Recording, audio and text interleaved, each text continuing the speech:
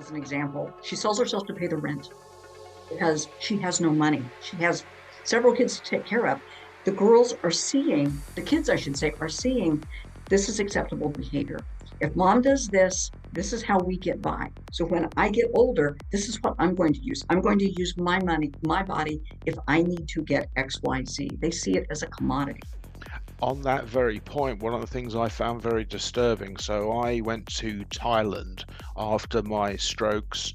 A friend of mine gave me the Tibetan Book of Living and Dying to read, and I was out there and I found out that the majority, not a minority, but the majority of men exploiting and using girls and young girls out there were not using condoms.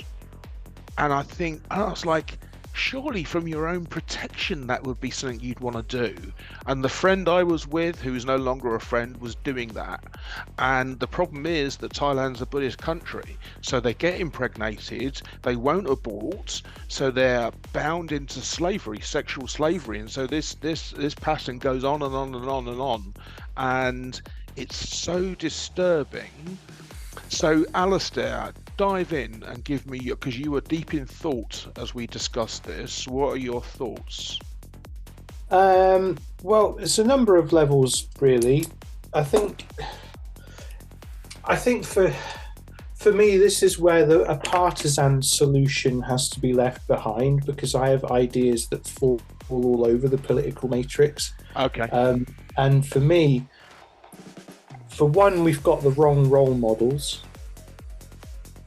You know, we have, you know, the sexualization of children is a real issue, but it's also that they are being taught from a young age to question their own gender, which I disagree with personally. And I think that kids should be allowed to be kids. They're going to ask all kinds of questions. They're going to play in all different kinds of zones and stuff, and we need to remove the shame from that.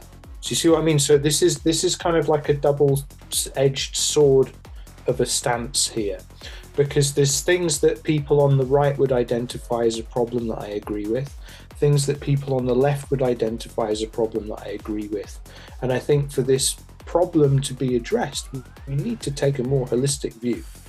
And when it comes down to it, a lot of the stuff that we're seeing now is reactive. It's not responsive. You know, we have cultural programming online that, you know, supposedly the portal of power is the body, you know, all this kind of stuff. Especially this is what I was on about with Puff the Magic Karen earlier. You know, this kind of nonsense we see in spirituality, and that trickles down into many different aspects. And when it comes to it, if we're going to have idols, should we say, and these figures of worship and whatnot, where people are praying at their temples, shall we say, all of it points to the spiritual deficit in society. It's not to do with religion, because religion is spiritually bankrupt anyway. It's more to do with that we don't have that personal realized path, because we've not been told that it's okay. So we find other ways to play with it. We play with gender, we play in the body, we play with sexuality, we play with all of these different identity things, because we've got control over that, but we've not been told that we can also have the sovereignty of consciousness and the sovereignty of spiritual expression with all of this as well. Because ultimately, you know, the world of the future is post-gender, post-sexuality, post-political. We've left all of that stuff behind because it doesn't matter. Post-fact as well.